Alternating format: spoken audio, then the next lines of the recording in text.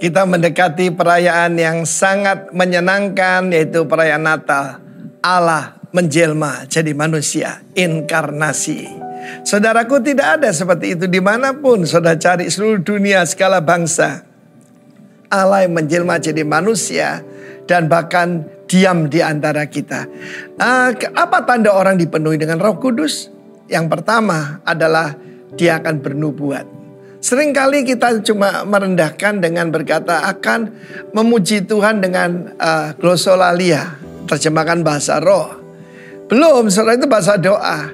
Kita lihat dalam perjanjian lama, tanda orang dipenuhi Roh Kudus adalah kepenuhan seperti nabi. Dia akan bernubuat. Bernubuat itu bukan meramal, tetapi dalam 1 Korintus 14 dikatakan membangun, menasihati, menghibur.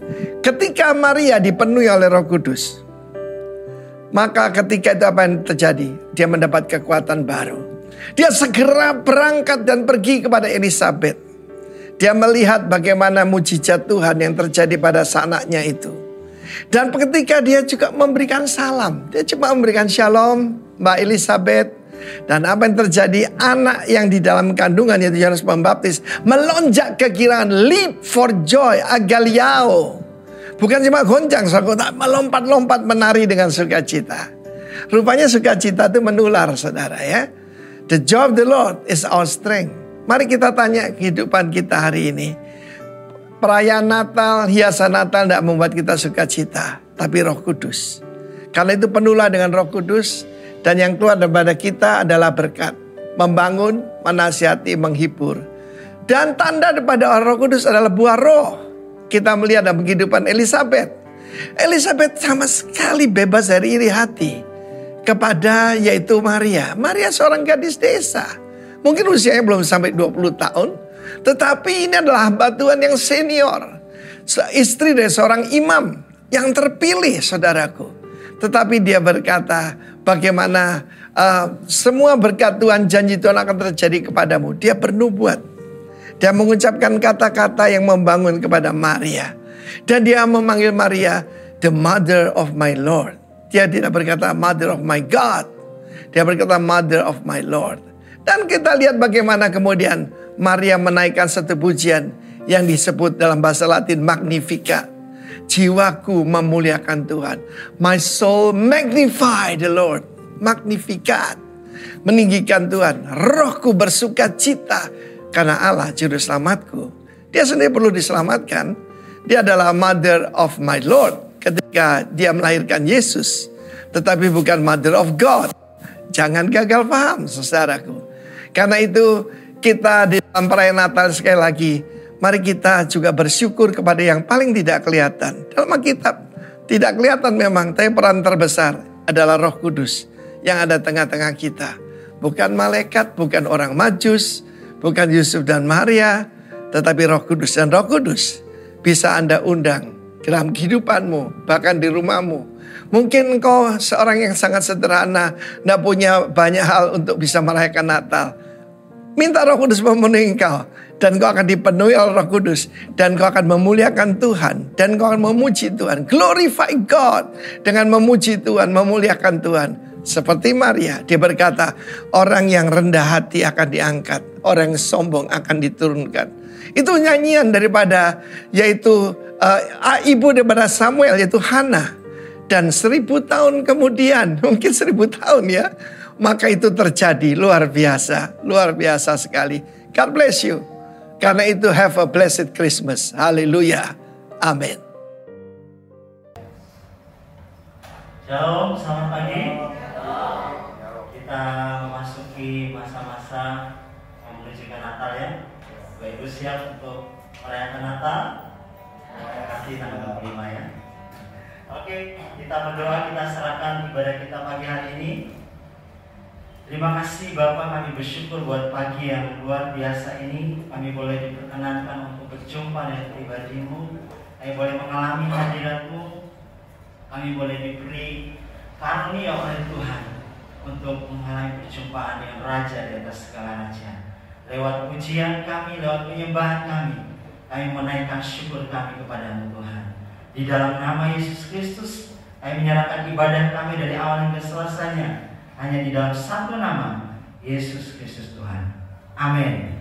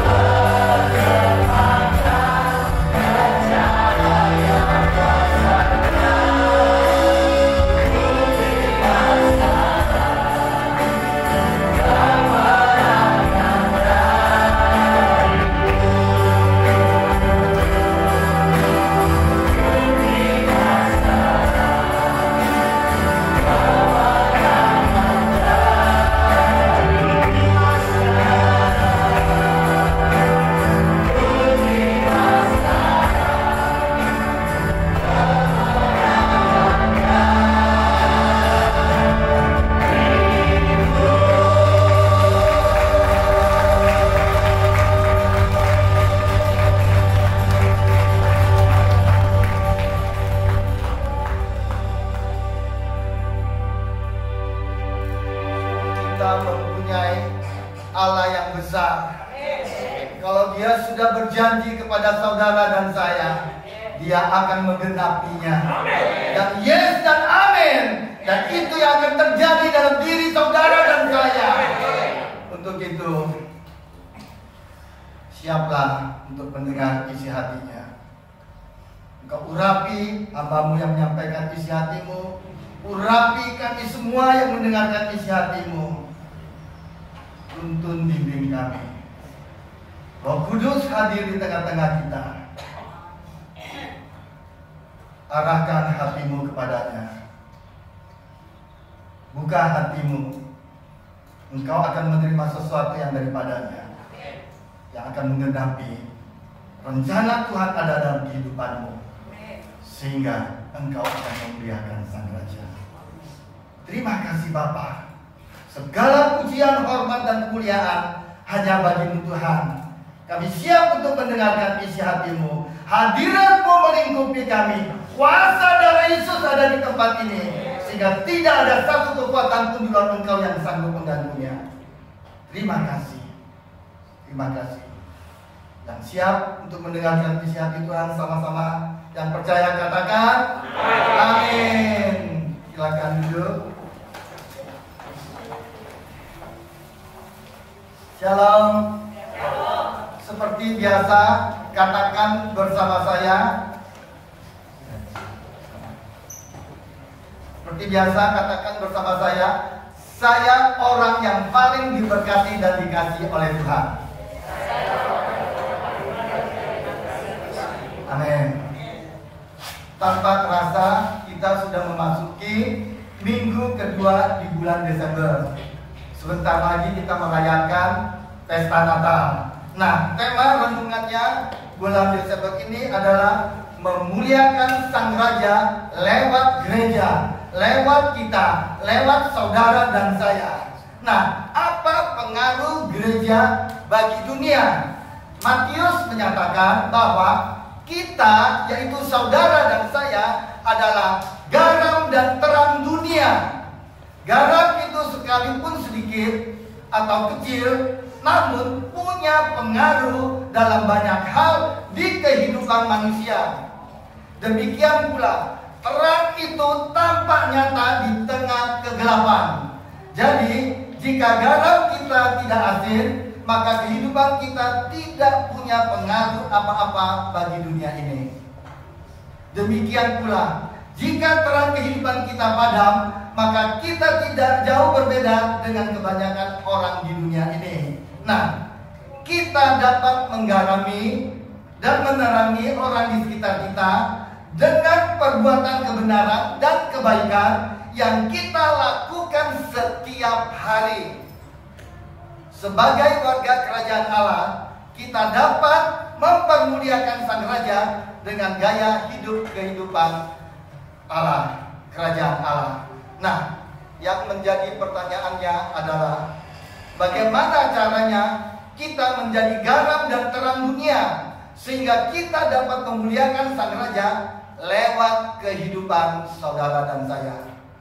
Salah satu caranya pagi ini kita sama-sama belajar ada hubungan antara merenungkan firman Tuhan dan keberhasilan saudara dan saya. Seperti pemimpin pujian katakan, kita mempunyai Allah yang besar, yang sanggup, yang sudah berjanji, yang telah berjanji, dan sanggup menggenapinya. Untuk itu pagi hari ini ada hubungan antara merenungkan firman Tuhan dan keberhasilan yang Tuhan akan nyatakan dalam diri saudara dan saya.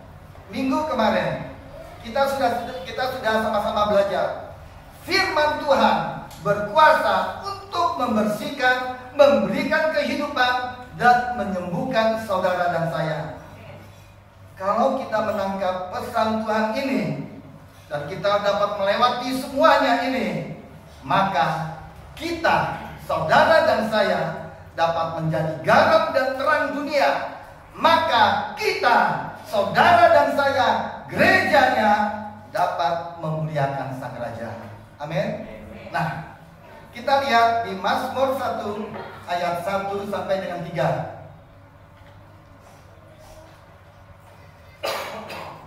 Ayat 1 sampai dengan 3. Kita sama-sama membacanya dengan suara yang lantang. 2, 3. Berbahagialah orang yang tidak berjalan menurut nasihat orang fasik, yang tidak berdiri di jalan orang berdosa, dan yang tidak duduk dalam kumpulan pencemooh. Tetapi yang kesukaannya ialah Taurat Tuhan, dan yang merenungkan Taurat itu siang dan malam. Ia seperti pohon yang ditanam di tepi aliran air, yang menghasilkan buahnya pada musimnya, dan yang tidak layu daunnya. Apa saja yang diperbuatnya berhasil. Amin.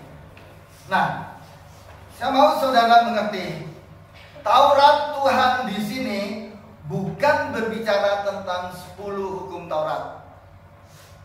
Tetapi Taurat di sini terjemahannya dalam bahasa Ibrani. Terjemahannya adalah Torah. Katakan sama-sama, Torah. Torah. Torah artinya direction, petunjuk. Bisa juga artinya instruction, instruksi. Jadi, berbahagialah orang yang kesukaannya adalah petunjuk Tuhan, instruksi Tuhan, dan yang merenungkan petunjuknya, instruksinya itu siang dan malam. Dengan kata lain, Torah di sini berbicara tentang firman Tuhan secara keseluruhannya. Dan apa yang terjadi sama orang yang kesukaannya firman Tuhan dan yang merenungkan firman itu siang dan malam? Ayat berikutnya. Saudara perhatikan gambar yang di depan. Alkitab mengatakan orang yang kesukaannya firman Tuhan dan yang merenungkan firman Tuhan, dia sama seperti pohon yang ditanam di tepi aliran air. Saudara pernah melihat daerah air, daerah aliran sungai, pernah lihat pohonnya ditanam di tepi aliran air. Apa yang terjadi sama pohon yang ditanam di tepi aliran air? Kalau saudara perjalanan mau pergi ke alas, saya pernah melihat melewati mungkin di kanan atau di mana itu, di tengah laut itu, di pinggir laut itu, di tengahnya itu ada pohon. Siapa yang pernah lihat? Ada pohon itu di situ. Ada pohon. Di pinggir laut itu, tapi di dalam itu ada pohon. Pada musim kering, pada waktu musim kering seperti gambar yang di atas itu ya, sebelahnya dia itu semua kering. Semua kering, tapi pohon ini ada di dalam pinggir laut itu di sebelahnya itu yang saya lihat. Nah, saudara bisa melihat tepian air. Sekelilingnya kuning, panas terik matahari. Tetapi Alkitab mengatakan pohon yang ditanam di tepi aliran air, daunnya tidak pernah layu. Saya melihat pohon itu tetap subur, tetap hijau daunnya di situ. Daunnya menghasilkan buahnya pada musimnya, dan apa saja yang diperbuatnya itu berhasil. Jadi ini yang terjadi sama orang yang kesukaannya adalah firman Tuhan dan yang merenungkan firman itu siang dan malam. Ia seperti pohon yang ditanam di tepi aliran air. Nah, apa yang terjadi dengan orang yang kesukaannya firman Tuhan dan yang merenungkan firman itu siang dan malam? Dia akan menghasilkan buahnya pada musimnya dan tidak layu daunnya. Apa saja yang diperbuatnya itu berhasil. Amin. Kita lanjut ayat yang berikutnya. Hari ini, pagi ini, saya mau tunjukkan kepada saudara apa hubungannya antara merenungkan firman Tuhan, ketika saudara merenungkan firman Tuhan, Tuhan membuka pintu-pintu keberhasilan bagi saudara dan saya. Amin. Merenungkan firman Tuhan, keberhasilan, prosperity. Nah, saya mau saudara mengerti, ketika saudara berbicara tentang prosperity, tentang keberhasilan, prosperity bukan hanya berbicara tentang duit, tentang uang, bukan. Uang hanya bagian kecil dari prosperity itu. Ketika saudara datang ke gereja, perhatikan, ketika saudara datang ke gereja, bagian mana yang terlebih dahulu dibuat prosperity? Bagian mana? Bagian mana yang terlebih dahulu?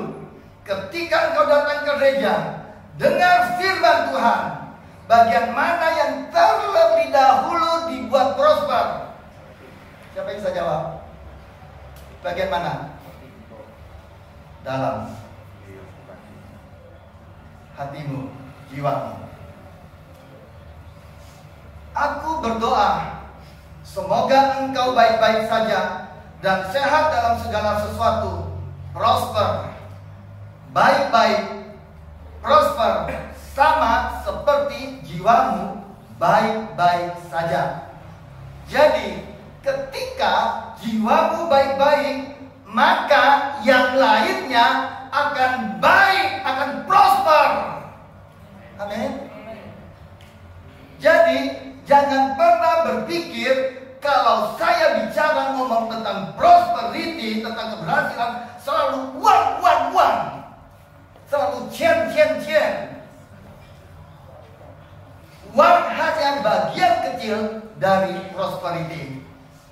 Amin. Kita lihat ayat selanjutnya.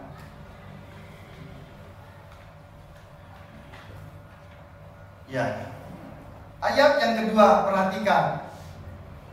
Tetapi yang kesukaannya ialah Taurat Tuhan, Torah. Dan yang merenungkan Torah itu siang dan malam. Kata merenungkan di sini, terjemahannya dalam bahasa Ibrani adalah Haga. Artinya mater. Artinya bergumam. Jadi perhatikan baik-baik. Saudara datang ke gereja, saudara tidak cukup hanya membaca firman Tuhan, tidak cukup hanya mendengar, tetapi saudara harus merenungkan firman Tuhan itu siang dan malam. Merenungkan dalam bahasa Ibrani, terjemahannya Haga, mater, bergumam, memperkatakan. Bergumam artinya memperkatakan. Speak under your breath. Memperkatakan, bergumam, merenungkan. Kemudian ayat yang ketiga mengatakan, ia seperti pohon yang ditanam di tepi aliran air, yang menghasilkan buahnya pada musimnya dan yang tidak layu daunnya. Kalimat yang terakhir, sama-sama kita membacanya. Apa saja yang diperbuatnya berhasil, prosper. Saudara bisa melihat ada hubungan antara merenungkan firman Tuhan dengan keberhasilan, prosper. Lanjut ayat berikutnya. Ya. Janganlah engkau lupa memperkatakan kitab Taurat ini. Allah berkata kepada Yosua setelah Musa hambanya mati, dan Tuhan menunjukkan Yosua menggantikan Musa memimpin bangsa ini masuk ke tanah perjanjian.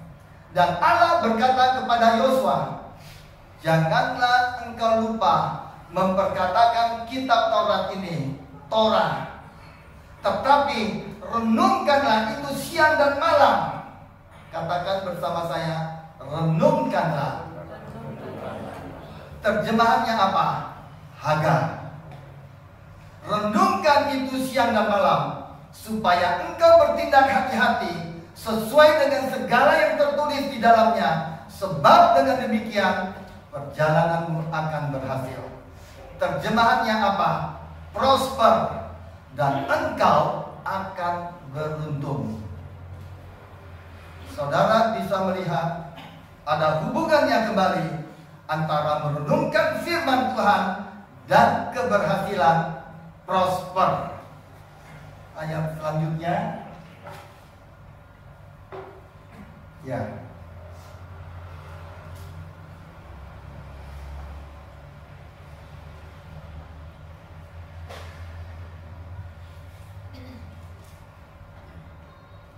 Paulus menulis surat kepada Timotius. Paulus berkata begini, sementara itu, sampai aku datang, bertekunlah dalam membaca kitab-kitab suci.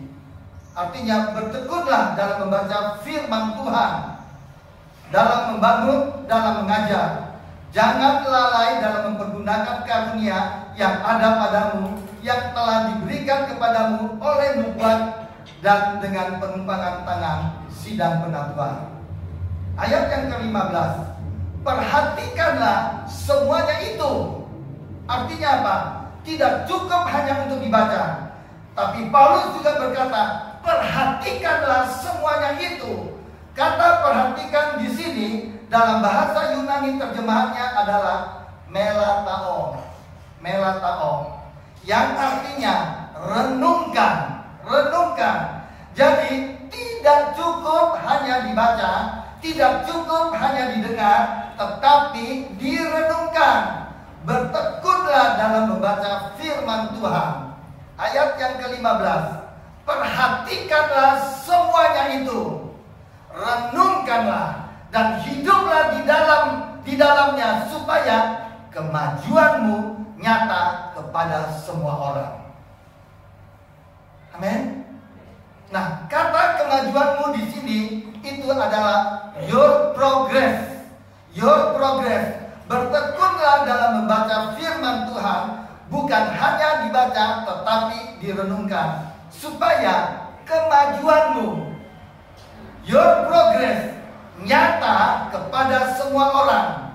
Waktu saudara baca Alkitab, mungkin orang bisa melihat saudara sedang membaca Alkitab. Saudara sedang membaca Alkitab, orang bisa melihat dan orang bisa tahu. Tapi pada waktu saudara merenungkan firman Tuhan, mungkin tidak ada yang tahu waktu saudara merenungkan firman Tuhan. Tapi orang akan melihat hasilnya. Orang akan melihat hasilnya. Orang akan melihat hasilnya. Apa hasilnya? Saudara akan menghasilkan buah pada musimnya, dan daunnya tidak akan layu. Contohnya apa? Mungkin orang-orang di sekelilingmu, angkatanmu, seumuranmu sudah mulai tua, tapi saudara tetap awet muda. Saudara tetap segar. Orang-orang sekelilingmu kena flu, tapi saudara tetap sehat. Apa yang saudara kerjakan, orang-orang akan melihat progresmu, keberhasilanmu di sana. Ini akan nyata, orang akan melihat. Amin.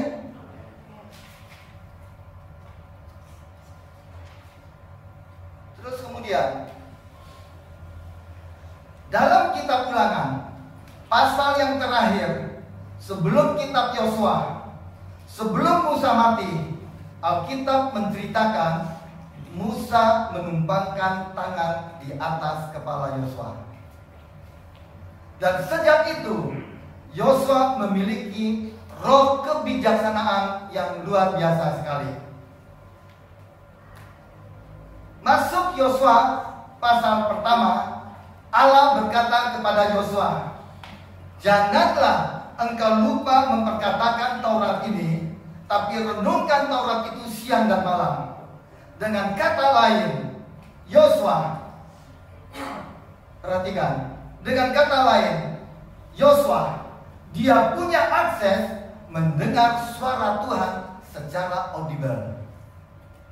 Sekalipun demikian, sekalipun Yosua ini punya roh kebijaksanaan, sekalipun Yosua ini bisa mendengar suara Tuhan secara audible, tetap saja Tuhan berkata,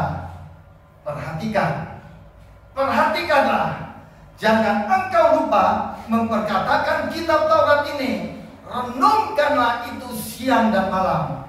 Dengan kata lain, sekalipun Yosua punya roh kebijaksanaan, sekalipun dia bisa mendengar suara Tuhan secara audible, tetap Tuhan berkata sama Yosua, kamu tetap harus membaca Alkitab, kamu tetap harus renungkan firman Tuhan itu siang dan malam.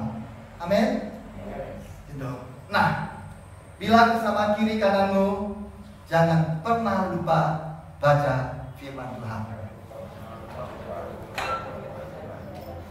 Betapa pentingnya saudara membaca, mendengar, merenungkan firman Tuhan. Kenapa?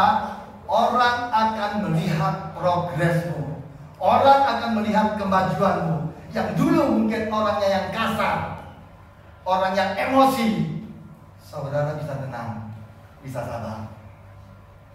Yang mungkin dulu saudara orang yang pelit sekali, kikir sekali, tapi saudara bisa punya kemurahan. Saya banyak melihat orang-orang yang seperti ini. Dulu pernah di Surabaya, saya punya langganan. Wow, kasar sekali ini orang. Kita pergi, dia sama karyawannya dia, sampai kalau dengar suaranya dia tuh mereka tidak bisa berkutik, kasar. Kita belanja juga kadang-kadang malas pergi ke sana. Suatu kali dia kenal Tuhan, dia dirawat Tuhan, dia dipenuhi Roh Kudus, bisa sabar sekali, bisa melayani kita dengan baik. Itu di situ akan terjadi perubahan-perubahan ketika engkau merenungkan firman Tuhan. Dan orang-orang di sekitarmu akan melihat progresmu. Kalau engkau tidak berubah, saya tidak tahu apa yang kau belajar dengan Tuhan Yesus. Setiap orang berjumpa dengan Tuhan pasti berubah, pasti. Amin. Ya. Nah, ada sebuah kesaksian saya pernah dengar. Ada seorang anak kelas 1 SD yang tidak naik kelas. Kakaknya bilang, aku malu punya adik seperti kamu, tidak naik kelas. Ketika dia naik SMP, jadi SMP nilainya juga pas-pasan. Nilainya CD, nilainya 56, pas-pasan. Kakaknya bilang lagi, aku malu punya adik seperti kamu. Nah, suatu hari anak ini ketemu dengan seorang hamba Tuhan. Dan hamba Tuhan ini menantang anak ini untuk menghafal kitab Amsal yang pertama. Dia mencoba menghafal Alkitab, kitab Amsal pasal yang pertama. Dia berhasil menghafal ayat tersebut, tapi dia butuh waktu 17 jam. Apa yang terjadi? Dia berhasil menghafal kitab Amsal pertama selama 17 jam. Tetapi pada akhirnya anak tersebut dia sanggup menghafal seluruh kitab Amsal dalam 4 terjemahan yang berbeda. Dan sejak saat itu nilainya sudah tidak lagi CD, pas-pasan, tidak lagi sejak itu, tetapi nilainya A. Waktu orang-orang bertanya kepada dia, kenapa? Kok kalau kamu bisa seperti ini? Dia juga tidak bisa menjawab. Kenapa? Ada yang bisa jawab? Kenapa? Yes. Pagi hari ini kita sudah belajar. Kenapa dia tidak bisa jawab? Sebelum saya ngomong, karena tidak ada hubungan secara ilmiah antara menghafal ayat Alkitab dengan sekolah yang berhasil. Tidak ada hubungannya secara ilmiah. Tidak ada hubungannya secara ilmiah.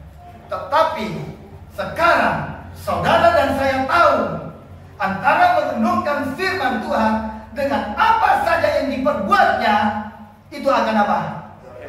Yes, prosperity akan berhasil.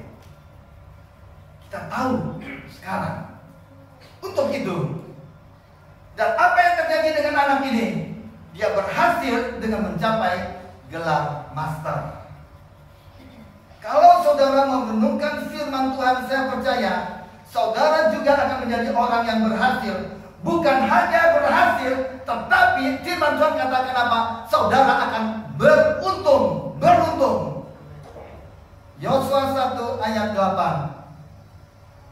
Janganlah engkau lupa memperkatakan Taurat itu, tetapi renungkanlah itu siang dan malam, supaya engkau bertindak hati-hati sesuai dengan segala yang tertulis di dalamnya. Sebab dengan demikian perjalananmu akan berhasil, prosper, dan engkau akan beruntung. Banyak orang yang berkata, Tuhan menentang prosperity. Kalau Tuhan menentang prosperity, pertanyaannya, kenapa Tuhan bikin orang menjadi prosper, menjadi berhasil? Ketika saudara datang ke gereja, yang pertama kali dibuat prosper bukan uangmu, tapi hatimu dalam saudara. Aku berdoa supaya engkau baik-baik, sehat dan segala sesuatu, bisnismu, pekerjaanmu, keluargamu, studi anakmu, semuanya dibuat prosper, sama seperti jiwamu prosper. Jadi Tuhan mau bikin jiwamu terlebih dahulu prosper, baru bagian yang lainnya. Itu sebabnya prosperity bukan hanya berbicara tentang uang. Uang hanya bagian dari prosperity, tapi yang utama Tuhan mau bikin dalammu prosper terlebih dahulu. Jadi renungkan firman Tuhan itu. Renungkan, tidak hanya cukup untuk didengar, tidak hanya cukup untuk dibaca, tidak hanya cukup untuk dicatat, tapi diingat, kemudian direnungkan, diperkatakan, ambil semua yang baik seharinya. Kalau sampai hari ini saudara memiliki kerinduan untuk memiliki anak cucu, tapi sampai hari ini saudara belum memiliki anak cucu keturunan ilahi, ambil firman Tuhan, renungkan. Contohnya begini, ayat selanjutnya, ya. Kejadian 1 ayat yang ke-28. Allah memberkati mereka, lalu Allah berfirman kepada mereka, beranak cuculah dan bertambah banyak, penuhilah bumi dan taklukkanlah itu, berkuasalah atas ikan-ikan di laut dan burung-burung di udara dan atas segala binatang yang merayap di bumi. Allah memberkati mereka, lalu Allah berfirman kepada mereka. Jadi Allah memberkati Adam dan Hawa, dan Allah berfirman kepada Adam dan Hawa, beranak cuculah dan bertambah banyak. Ambil ayat ini, saudara renungkan. Beranak cuculah dan bertambah banyak. Tuhan, Engkau menciptakan laki-laki dan perempuan. Engkau memberkati Adam dan Hawa supaya beranak cucu, supaya bertambah banyak. Engkau memberkati aku dan suamiku, atau engkau memberkati aku dengan istriku, supaya aku beranak cucu dan bertambah banyak. Ambil satu ayat lagi. Setelah ayat ini saudara renungkan. Maliaki 2 ayat yang ke-15. Perhatikan. Bukankah Allah yang esa menjadikan mereka daging dan roh? Dan apakah yang dikehendaki kesatuan itu? Keturunan ilahi. Jadi jagalah dirimu dan jagalah orang tidak setia terhadap istri dari masa mudanya. Bukankah Allah yang esa menjadikan mereka daging dan roh? Dan apakah yang dikehendaki kesatuan itu? Keturunan ilahi. Tuhan, Engkau mempersatukan saya dengan istri, Engkau mempersatukan saya dengan suami saya untuk keturunan ilahi. Renungkan kedua ayat ini. Untuk beranak cucu, untuk bertambah banyak, keturunan ilahi. Renungkan kedua ayat ini. Tuhan, aku percaya Engkau mempersatukan saya, Engkau memberkati saya dengan istri, dengan suami, supaya saya beranak cucu bertambah banyak, supaya saya mempunyai keturunan ilahi. Saya percaya Tuhan, tahun ini Engkau akan bukakan denganku. Perhatikan, tidak peduli masalahnya di mana. Apakah di suami, apakah di istri, tapi raih janji firman Tuhan itu.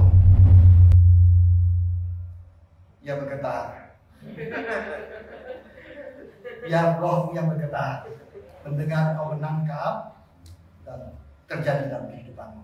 Amin. Raih janji firman Tuhan. Renungkan untuk beranak cucu, untuk bertambah banyak, supaya aku mempunyai keturunan ilahi. Tahun ini Tuhan, Engkau buka kandungan istriku, aku bisa punya anak. Renungkan.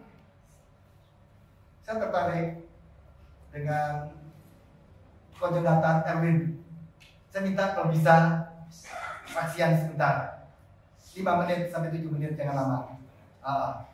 Lanjut. Dia punya pengalaman tersendiri, saya pernah dengar. Ada perjalanan kehidupan seseorang. Ketika mendapat satu firman Tuhan dia renungkan, maka itu akan terjadi. Silakan, Jonathan. Shalom. Ya, shalom para sahabat firman. Yang ada sedikit mungkin kesaksian yang memang saya pernah saksikan. Mungkin orang-orang yang lama sudah pernah dengar bahwa sebenarnya saya ini sulit memiliki keturunan. Jadi pada waktu tahun 2010 saya menikah. Dan biasa pada waktu saya menikah, saya menunda dulu untuk tidak mempunyai anak.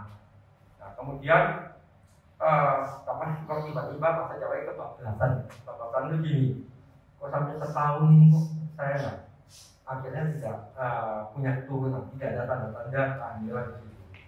Nah kemudian keluarga saya nyuruh istri saya untuk cek. Ternyata istri saya nggak ada masalah. Saya nggak tahu tentang teori-teori itu, teori apa namanya, bagaimana kemajuan. Saya pikir nikah langsung punya anak gitu loh, saya nggak tahu. Nah kemudian saya coba setelah istri saya tes, terus saya periksa. Di situ saya tahu bahwa pertama kali dunia ini kayak runtuh. Jadi saya masih ingat itu dokter Surabaya, dokter Sugiarto bilang gini, waktu setelah tes, tak bisa ini sudah tidak bisa. Nah, maksudnya apa? Tidak bisa cuma. Kenapa? Karena yang saya minta maaf, saya harus ngomong ini tentang pengetahuan kedokteran. Sperma dibutuhkan 20 juta. Saya punya cuma 2 juta. Nah, terus saya dikasih obat, saya pulang ke bawah. Terus kemudian datang lagi ke Surabaya, saya di dokter. Ternyata masalahnya di varikokel. Varikokel ini adalah varietas dari sperma. Kenapa? Saya ini dulu kan waktu muda ini kan kebiasaan karena saya mau kurus. Dulu saya 110 dan saya lihat itu terlalu banyak pakai otot perut. Nah, pria yang menikah di umur 22, 21 masih nggak apa-apa. Tapi kalau sudah di atas 30, FSH ini rusak. Ternyata karena waktu itu setelah itu saya ke dokter Iwan Sujono. Pak Iwan Sujono, varikokel. Dia coba menyarankan saya jalan satu-satunya ini adalah terakhir operasi, tapi tidak menjadi operasi lagi. Nah, kemudian saya ke sana, ya saya dioperasi, dikasih obat 6 bulan suruh cek. Nah, kemudian setelah saya kembali ke Sumbawa kira-kira 2 minggu, itu 2014. Saya ini kan bahasa Jawa ini gregetan ya, yang nggak tahu bahasa Jawa ya nggak tahu gimana, pokoknya kayak ada gregetan itu apa? Itu obat ini saya tahu, wis ada obat-obatan dan sudah pakai gini. Ya ternyata saya tahu itu dengan Roh Kudus. Nanti akan saya share kenapa keberhasilan bisa tercapai. Saya taruh. Nah, kemudian setelah saya taruh 2014. Setelah itu setelah operasi 2014 di bulan Februari awal. Nah, terus pada waktu saya pulang Sumbawa, kira-kira bulan April, tanggal 18 April, saya tidak akan pernah lupa itu hari Jumat ulang tahun saya istri saya bilang saya mau tes. Nah, saya ini manggilnya kenapa kadang-kadang begitu tes, kadang-kadang nggak bisa. Begitu tes pikirnya sudah telah 2 minggu. Tapi begitu mau tes, besoknya mens. Nah, saya kan gerget kayak gitu. Tapi ternyata pada waktu hari itu positif. Saya sampai beli 3 tes lagi. Suruh tes, nggak percaya. Nah, setelah itu saya bilang mertua saya, Mi, ini hari ulang tahun radio terindah. Ya, istri saya. Nah, kenapa ini bisa terjadi? Di tengah perjalanan saya, pada waktu saya misalnya pada waktu yang pertama tadi dokter Sugian itu bilang, tidak bisa.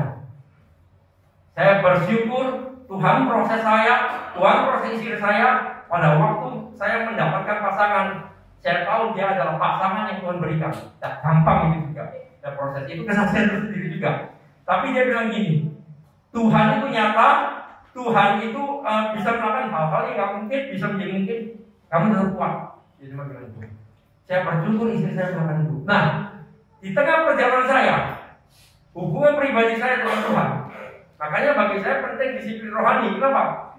Waktu saya punya hubungan dengan Tuhan, saya bangun hidup saya dengan firman Tuhan. Ada satu firman yang Tuhan lahirkan dalam hati saya.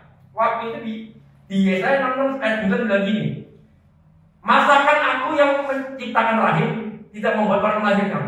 Oh, saya tangkap ini. Saya bilang gini, Tuhan kalau kamu sudah firman berarti pasti jadikan. Saya perkatakan karena saya tahu ada waktu merenungkan. Selain saya dapat firman, saya harus memperkatakan dan saya imajinasikan.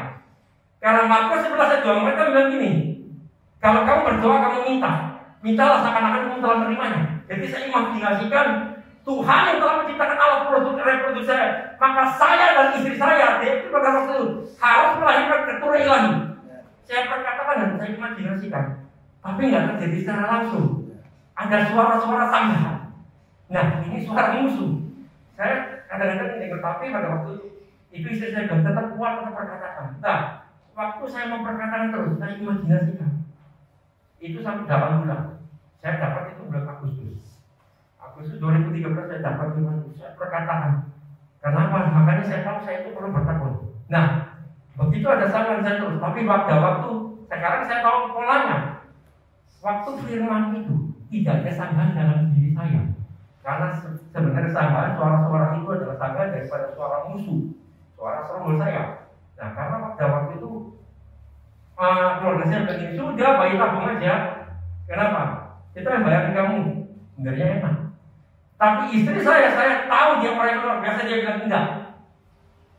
Istri saya keluarga pelayanan, saya bukan keluarga dari orang yang sungguh-sungguh. Dia bilang gini, kalau bayi tabung semua bisa. Tapi ini biarkan Tuhan yang bekerja, Tuhan yang nyata supaya memperlihatkan dalam keluarga bahwa Tuhan itu nyata. Itu istri saya. Nah, dari itu saya ketika itu waktu saya perkatakan, tepat pada waktu itu tidak ada sanggahan dalam diri saya. Saya memperkatakan sampai roh saya berkobar-kobar. Kalau belum berkobar, saya lanjut dengan bahasa. Pada waktu berkobar, tepat 8 bulan. Pada waktu 18 tahun, istri saya hamil. Makanya anak saya kasih nama Josia. Apa arti Josia? Kehadiran Tuhan. Josia mengartikan Raja Aman. Di sana tubuh berhamil. Oleh kehadiran Tuhan, maka terlahir anak saya, Josia. Makanya saya jadi dengan kamu lahir oleh karena firman. Gak ada firman, gak ada Tuhan, gak ada kamu. Jadi yang saya bisa saksikan adalah percaya firman pegang, memang butuh bertekun. Waktu firman diperkatakan gak mungkin langsung jadi, ada sanggahan. Tapi kalau kita bertekun, semua itu mungkin. Karena apa? Waktu dokter itu saya kasih tahu, dok, terima kasih istri saya hamil. Dia bilang gini, hamil sama siapa? Loh, sama saya, sama orang lain. Karena dia bilang gini, obat itu saya taruh dia nggak tahu. Harusnya, karena enggak kontrol. Ini proses. Harusnya setahun itu baru diperbaikan karena efek saya ini sudah rusak. Harusnya jumlahnya maksimal 8, saya sudah ke 12 kemarin. Dari situ saya tahu Tuhan, kamu nyata, kamu hidup. Karena secara dokter ini sudah nggak mungkin. dan jadi mungkin. Itu yang saya bisa bagikan. Jadi saya bisa agak Terima kasih Pak Emrin, Jonathan.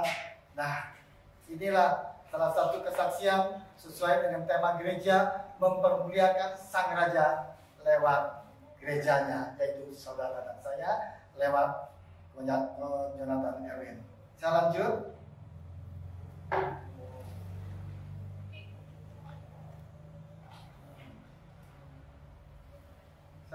Kalau saudara selama ini saudara mengalami kegagalan, bukan ini bangkrut, bukan ini tidak berhasil, kerja di sana dipecat, kerja di sana tidak berhasil, kemana-mana tidak berhasil, saudara merasa sepertinya adanya kutuk dalam hidupmu.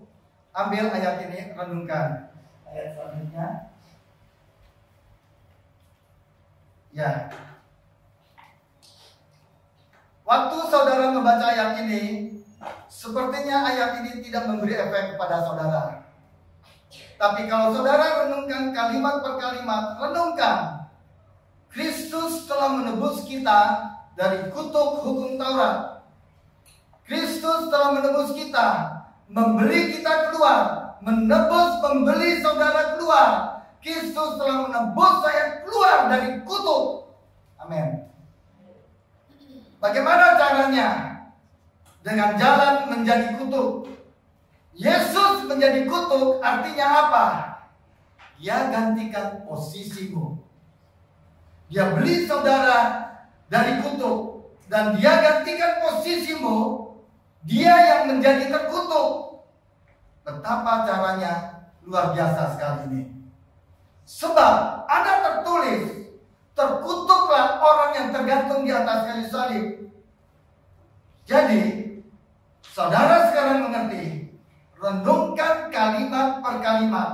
Jadi waktu dia tergantung di atas kayu salib, dia membeli kamu keluar dari kutuk. Dengan jalan menggantikan posisimu, dia menjadi terkutuk. Artinya apa? Dia tuai, dia tanggung semua kutuk yang menjadi bagian saudara dan saya. Dengan jalan ini, Yesus Kristus membuat ini supaya kalimat per kalimat. Kenapa dia buat ini? Supaya di dalam dia berkat bisa sampai kepada saudara dan saya. Renungkan ayat ini. Tuhan, kenapa saya selalu tidak berhasil? Saya buka ini tutup, saya buka ini gagal, saya kerja, saya dikeluarkan, sepertinya ada kutuk. Tapi saudara mengucap syukur. Tuhan, aku bersyukur. Engkau telah menebus aku dari kutuk. Aku sudah ditebus.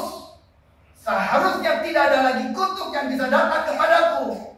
Semua kutuk sudah ditanggungkan di tubuhmu. Amin. Engkau membuat ini supaya tidak ada lagi kutuk yang bisa datang kepada saya. Hanya berkat yang bisa datang kepada saudara dan saya. Saya percaya karena saya sudah dibeli, keluar dari kutuk, tidak ada lagi kutuk yang bisa datang kepada saya. Dan saya percaya hari ini, apapun yang aku kerjakan Tuhan, aku dibuatnya prosperity, dibuatnya berhasil, diberkati, dikasihi dan disayang oleh Tuhan. Amin. Gitu. Renungkan ayat ini kalimat per kalimat. Kalau saudara hanya baca, tidak ada efeknya. Tapi pada waktu engkau merenungkan, ayat ini menjadi milikmu. Amin. Gitu. Kita lanjut ayat berikutnya.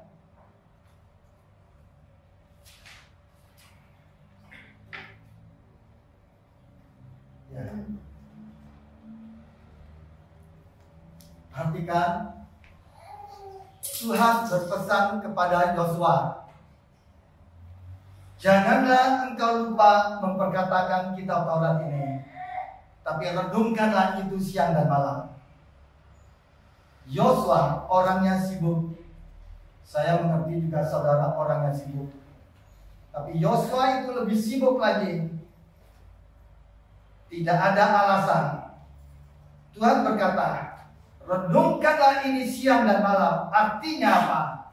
Ada kesempatan, ya renungkan firman Tuhan. Saudara bangun tidur, ambil ayat, renungkan. Lagi mandi, renungkan. Lagi dalam perjalanan ke kantor kemanapun sendirian, renungkan. Sebelum tidur, renungkan. Your progress, kemajuanmu akan nyata dilihat orang. Yosua pasal 1 berkata, janganlah engkau lupa memperkatakan kitab Taurat ini.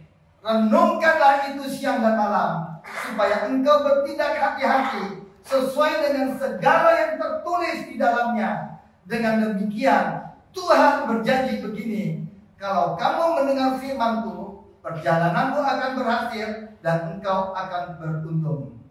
Pertanyaan saya, apakah Yosua berhasil? Apakah Yosua itu sehat? Apakah firman Tuhan itu berdusta?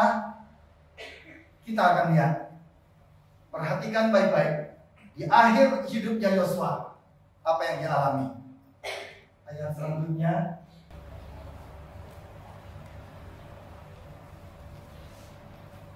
Yosua 24 ayat yang ke-29. Dan sesudah peristiwa-peristiwa ini, maka matilah Yosua bin Nun hamba Tuhan itu ketika berumur 110 tahun. Yosua mati umur 110 tahun. Pertanyaan saya, apakah Yosua sehat? Yes. Yosua dan Kaleb adalah dua orang. Hanya dua orang yang berasal dari angkatan orang Israel yang keluar dari Mesir, yang berhasil masuk ke tanah perjanjian. Yang lainnya mati karena tidak percaya. Kapan dia masuk ke tanah perjanjian? Dan waktu dia mau masuk ke tanah perjanjian, dia harus berperang sama bangsa-bangsa yang ada di situ. Ada orang Enak, ada orang raksasa di situ. Dan pada waktu mereka berperang, temannya Yosua yang bernama Kaleb berkata, hari ini umurku 85 tahun, tetapi kekuatanku masih sama seperti aku umur 40 tahun. Daunnya tidak pernah layu. Daunnya tidak layu. Orang-orang seangkatannya sudah mati, tapi dia tetap awet muda. Daunnya tidak pernah layu. Kenapa? Merenungkan firman Tuhan itu sehat. Kalau saudara merenungkan firman Tuhan, daunmu tetap hijau, artinya apa? Hidupmu tetap sehat.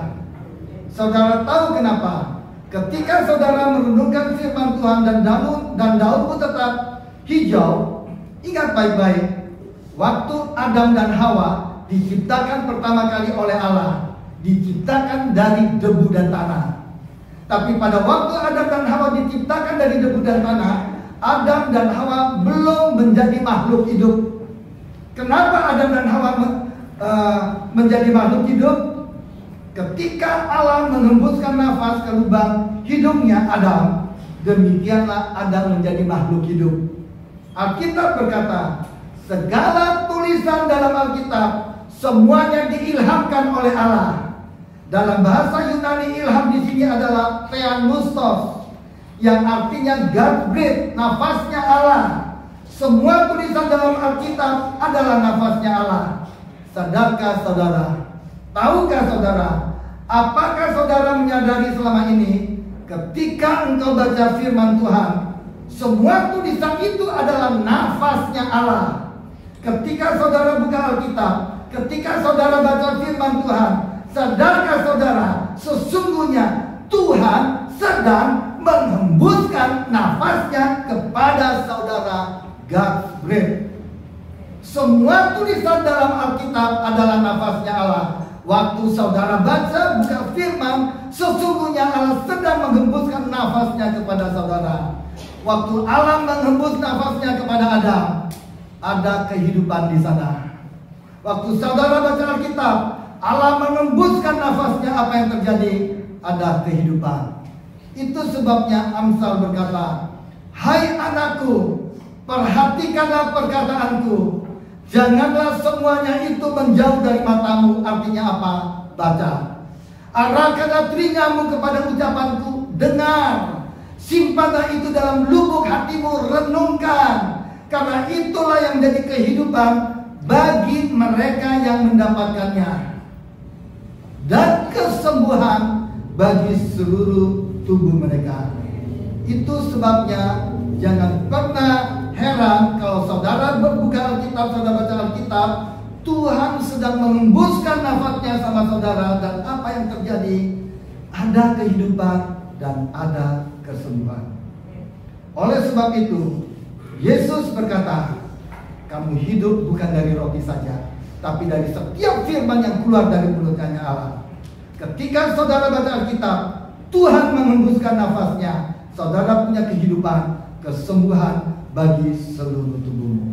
Itu sebabnya Alkitab mengatakan, daunnya tidak layu, hidupmu sehat. Orang-orang seangkatanmu kelihatan sudah mulai tua, tetapi saudara tetap segar, saudara tetap awet muda. Amin. Nah, yang kedua, apakah Yosua diberkati? Apakah Yosua diberkati? Ayat yang ke-30. Lalu ia dikuburkan di daerah milik pusakanya di Timnat Serah, yang di pegunungan Efraim di sebelah gunung Gaas. Timnat Serah, perhatikan. Timnat Serah itu terjemahannya adalah abundant portion. Itu artinya apa? Bagian yang berlimpah. Bagian yang berlimpah. Ini yang dimiliki Yosua, bagian yang berlimpah. Dia bukan hanya sehat, mati umur 110 tahun, tapi dia memiliki bagian yang berlimpah. Terakhir, di ayat Yosua ini, apakah yang diperbuat Yosua itu berhasil? Ayat selanjutnya, terus sudah. Apakah Yosua itu berhasil? Dari mana saudara tahu dia berhasil? Ayat yang terakhir ini dari Yosua ini, perhatikan baik-baik. Yosua 24 ayat 31. Orang Israel beribadah kepada Tuhan sepanjang zaman Yosua, dan sepanjang zaman para tua-tua yang hidup lebih lama daripada Yosua, dan yang mengenal Yosua dan yang mengenal segenap perbuatan yang dilakukan Tuhan bagi orang Israel. Alkitab berkata, orang beribadah kepada Tuhan sepanjang zaman Yosua. Saudara tahu, waktu Tuhan memilih Yosua menggantikan Musa memimpin bangsa ini, bagaimana responnya Yosua? Saudara perhatikan apa yang saya sampaikan ini. Ketika saya belajar ini menyentuh hati saya. Itu menguatkan saya itu di situ. Saudara perhatikan. Ketika waktu Tuhan memilih Yosua menggantikan Musa memimpin bangsa ini, bagaimana responnya Yosua? Ketika Tuhan juga memilih saudara dan saya, memilih kita semua untuk mau melayani Dia, apa respon saudara dan saya? Apa? Ada takut, ada gentar, melihat kelemahan kekurangan kita.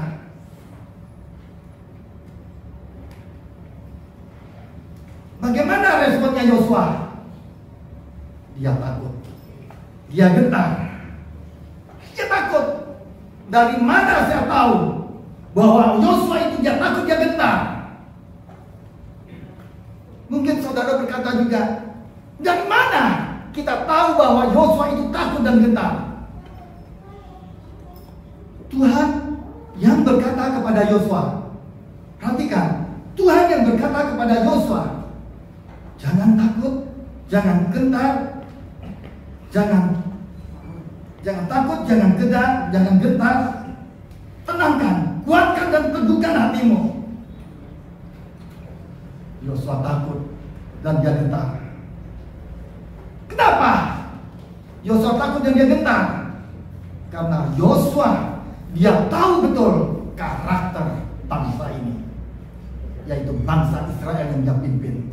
Dia tahu betul dia berasal dari generasi pertama yang keluar dari Mesir. Dia tahu bagaimana bangsa ini bersungguh-sungguh. Bangsa ini memberontak, tidak tahu berterima kasih. Mulutnya jahat, hatinya jahat. Sedikit-sedikit mau gantikan Tuhan. Betul? Sedikit-sedikit mau gantikan Allah. Dan dia tahu karakter bangsa ini. Untuk itu dia merasa takut, dia merasa gentar ketika Tuhan memilih dia untuk menggantikan Musa.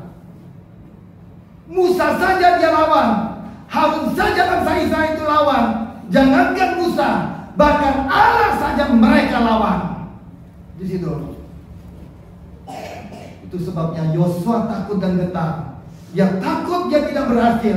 Dia takut nanti tidak didengar oleh bangsa Israel. Tapi Tuhan berkata begini, hambaku Musa telah mati. Sekarang kamu gantikan dia. Tapi dia takut, dia gentar. Tapi Tuhan berkata, perhatikan, Tuhan berkata, jangan kamu lupa memperkatakan kitab Taurat ini. Tapi renungkanlah itu siang dan malam. Dengan demikian perjalananmu akan berhasil dan engkau akan beruntung. Amin. Apa hasilnya? Sepanjang zaman Yosua, orang Israel beribadah kepada Tuhan. Artinya apa? Artinya dia menjadi pemimpin yang berhasil. Apa saja yang diperbuatnya berhasil.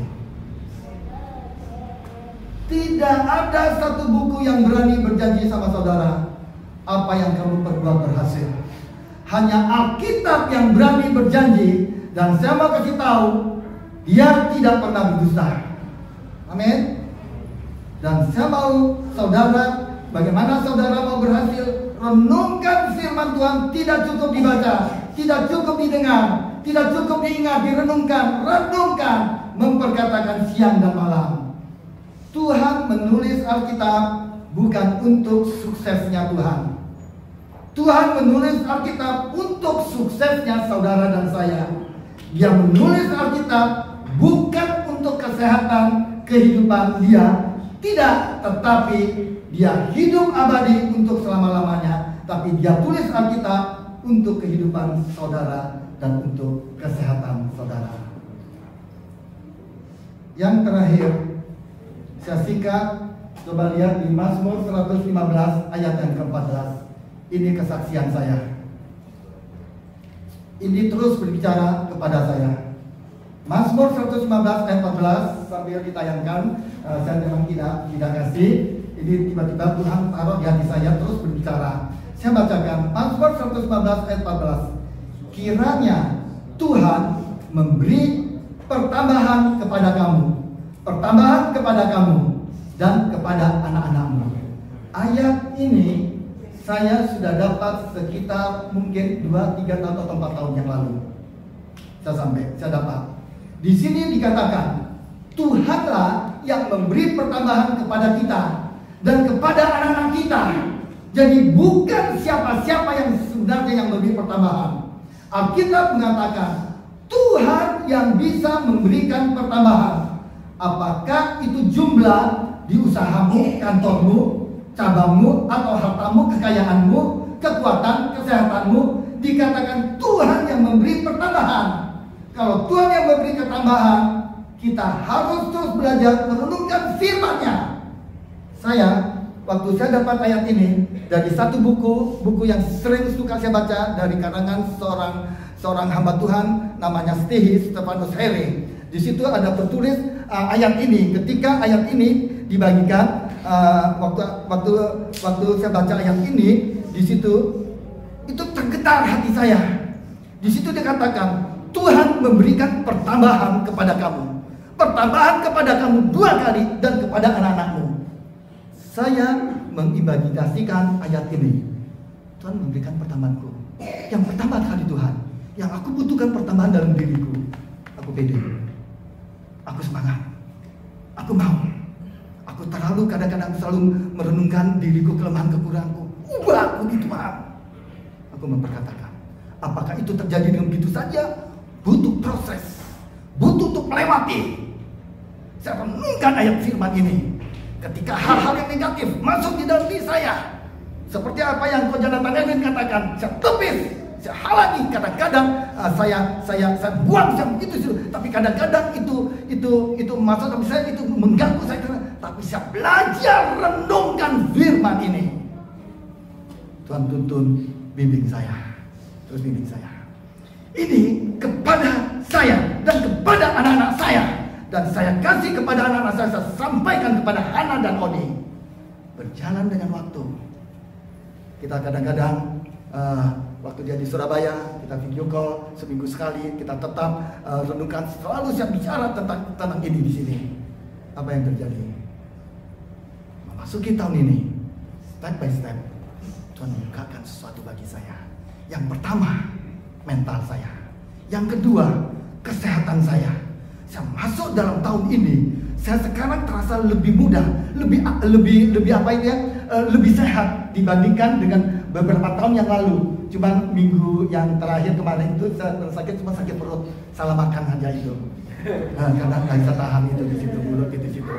Tapi tidak ada penyakit yang parah atau yang apa. Kalau bahkan ini kadang sakit tenggorokan itu, saya lebih sehat, saya lebih segar, saya bisa tidur siang. Enak bisa tidur, saya lebih segar. Ini yang saya minta, yang di dalam ini dulu Tuhan. Itu akan mempengaruhi yang lain-lainnya mengenai keuangan, mengenai apa. Tidak masuk akal.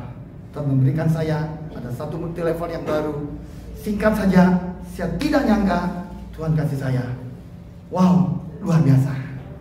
Saya doa Tuhan kasih saya orang-orang yang kualitas, yang masuk saya dengan gini, Tuhan kirim di situ. Untuk itu, izinkan Tuhan memproses hidupmu. Kita renungkan. Apa yang kau dapat pagi hari ini? Tuhan berbicara kepadamu. Teduhkan hatimu. Kuatkan hatimu. Jangan takut. Kalau engkau sudah buka hatimu, engkau mau terus diproses oleh Dia, katakan, aku mau Tuhan. Sesakit apapun, Tuhan beri aku kemampuan untuk aku bisa melewati. Karena ada hal-hal ketika dagingmu disentak, dimatikan, engkau akan berteriak. Engkau akan menyalahkan situasi.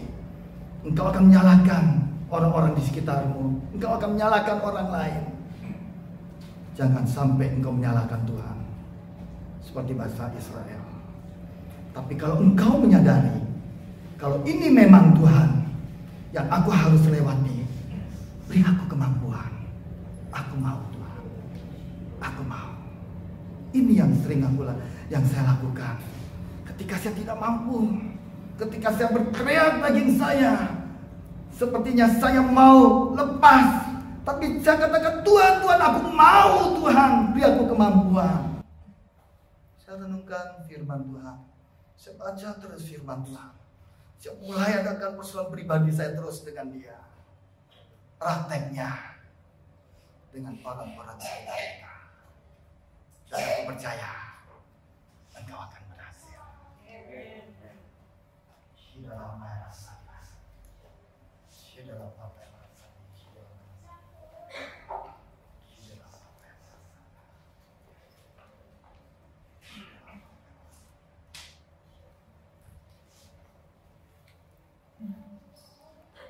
Terima kasih buat kebenaran firman Tuhan pagi hari ini. Terima kasih buat pewahyuan yang Tuhan berikan kepada hamba-Mu Bapak Gembala. Biar kami seluruh jemaat-Mu, kami mengalami terobosan di dalam Tuhan. Bagaimana kehidupan kami mengakhiri tahun ini Tuhan. Kami mau masuk dimensi Tuhan lebih lagi. Yaitu terus kami mau mengucapkan firman Tuhan. Kami mau merenungkan firman itu siang dan malam. Setiap janji-janji-Mu akan tergenapi di dalam kehidupan kami. Kami berdoa memberkati seluruh jemaat GBI Rock Sumbawa ini dalam nama Tuhan Yesus. Kami mau lebih lagi bersama dengan Tuhan. Kami mau terus didewasakan di dalam Tuhan. Lewat proses-proses yang kami alami, kami percaya Tuhan, Engkau yang memampukan kami Tuhan. Lewat kebenaran firman-Mu, lewat firman-Mu Tuhan, membuat kami makin dekat dengan Tuhan. Terima kasih. Kami menolong jemaat-jemaat Tuhan yang sedang sakit Tuhan. Kami percaya bahwa Engkau menguatkan jemaat-Mu Tuhan. Kami berdoa buat Feby yang ada di Mataram. Di dalam nama Tuhan Yesus, kuasa Tuhan sempurna atas kehidupan. Amin. Kami percaya Tuhan bahwa Engkau sedang mengerjakan sesuatu atas dia. Oleh sebab itu kami mengucapkan, katakan di dalam nama Yesus, kesembuhan terjadi. Kami berdoa dan bilur-bilur-Mu bekerja di dalam kehidupannya, dan firman-Mu terus diperkatakan siang dan malam, sehingga janji Tuhan terjadi dalam nama Yesus. Untuk kesembuhan Mas Edi di dalam proses pemulihan pasca operasi, kami percaya dalam nama Yesus kesembuhan yang sempurna itu terjadi. Dan kami percaya kuatkan seluruh jemaat kami yang sakit satu persatu, yang kami tidak tahu mereka yang ada di rumah maupun yang hadir pagi hari ini. Kami terima dalam nama Yesus kesembuhan. Sebab firman-Mu yang menyembuhkan kami Tuhan. Terima kasih. Kami berdoa pagi hari ini memberkati kota Sumbawa Tuhan dalam nama Yesus. Shalom Tuhan turun atas kami. Kami percaya bahwa berkat dari lautan, berkat dari perdagangan, dari kebun, semuanya diberkati di dalam nama Yesus. Setiap usaha-usaha toko-toko yang ada diberkati di dalam nama Yesus. Kami mengalami keberhasilan khususnya untuk jemaat-jemaat Tuhan, bahwa kami masuk lebih lagi Tuhan. Kami tidak akan pernah takut sekalipun ekonomi gelap, tapi bersama Tuhan Engkau akan membuat perbedaan anak-anak Tuhan yang sungguh-sungguh, anak-anak Tuhan yang bersandar kepadamu. Engkau buat berhasil. Pemerintah di bangsa kami juga Tuhan memberkati. Berkati presiden kami, wakil presiden, seluruh jajarannya. Kami percaya bahwa hikmat Tuhan terus turun atas bangsa kami. Segala program yang ada, Tuhan Engkau memberkati bangsa kami. Tuhan buat berhasil segala yang dilakukan bangsa kami. Dan kami percaya bahwa Indonesia makin maju, Indonesia makin diberkati oleh Tuhan, dengan anak-anak Tuhan yang Tuhan taruh di bangsa kami. Terima kasih. Jauhkan dari segala malapetaka, mara bahaya apapun, bencana. Tuhan Engkau melindungi bangsa kami, dan anak-anak Tuhan tetap di dalam perlindungan. Terima kasih Tuhan. Kami menyerahkan untuk rencana Natal Rocky. Tuhan memberkati supaya semuanya bisa berjalan dengan lancar untuk kegiatan minggu depan dan juga kegiatan-kegiatan gereja yang lain Tuhan. Dan kami berdoa memberkati untuk pagi hari ini kami akan memberikan persembahan diakonia. Tuhan berkati persembahan ini untuk pekerjaan pelayanan Tuhan, menopang saudara-saudara kami yang membutuhkan. Kami percaya lewat persembahan ini nama Tuhan dipermuliakan. Kami ingin memberikan persembahan umum dan diakonia karena kami mengasihi Tuhan. Kami memberi dengan ucapan syukur di dalam nama Tuhan Yesus. Amin.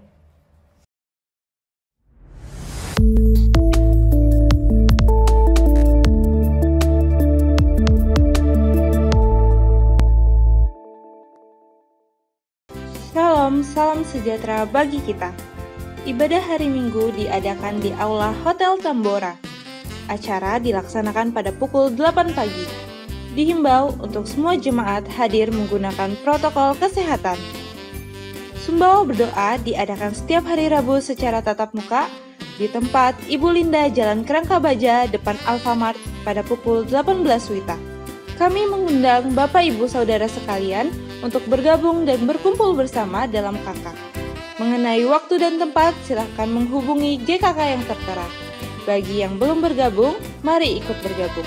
Ibadah Rocky akan diadakan pada hari Minggu di Aula Sekolah Tunas Daud pukul 11 WITA.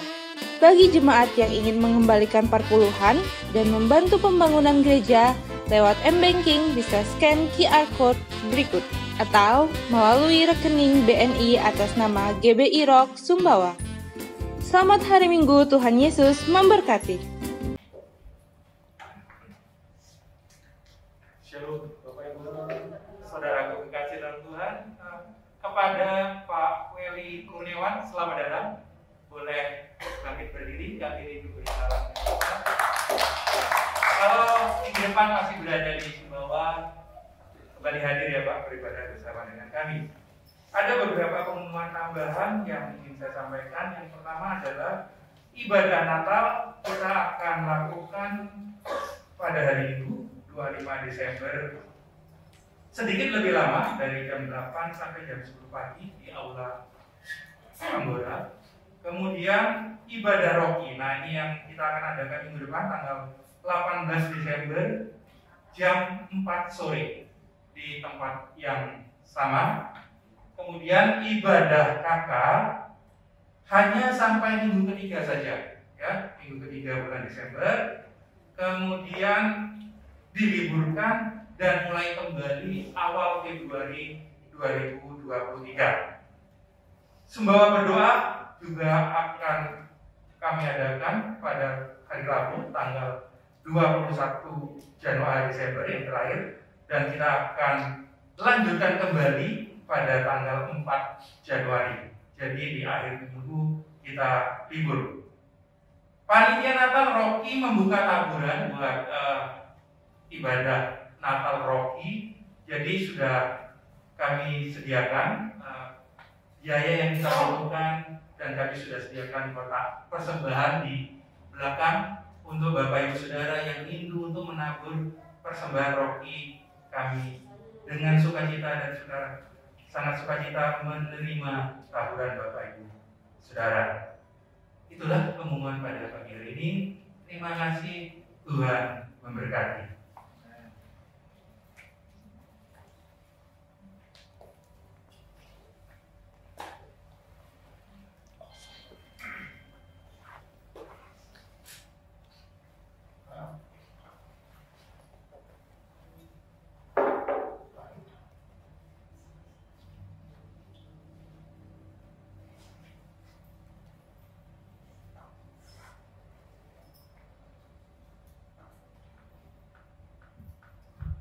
Mari jemaat Tuhan, kita bangkit berdiri dan bersyukur buat ibadah hari ini.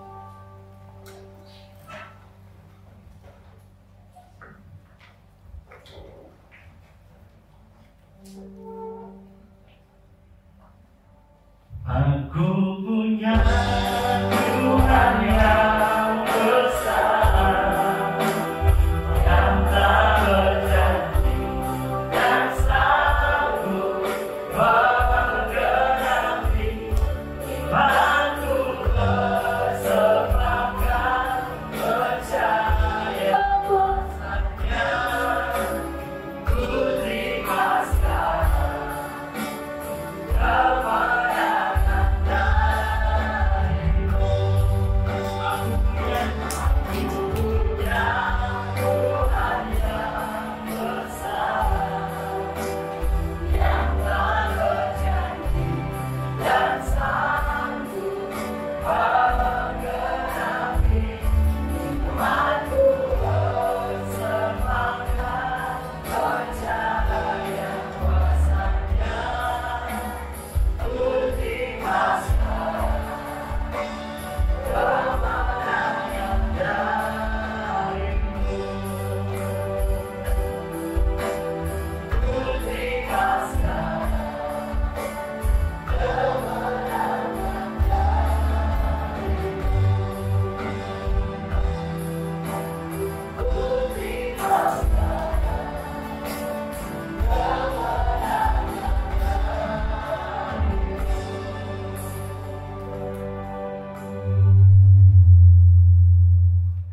Kekasih Tuhan, angkat kedua tanganmu, terimalah berkat dari Allah Bapa, Putra dan Roh Kudus, yaitu Tuhan Yesus Kristus yang senantiasa menyertai saudara, memberkati saudara, melindungi saudara, menguatkan saudara mulai saat ini sampai Maranatha, bahkan sampai selama-lamanya. Semua yang percaya dan yang sudah diberkati sama-sama katakan amin. Tuhan Yesus memberkati.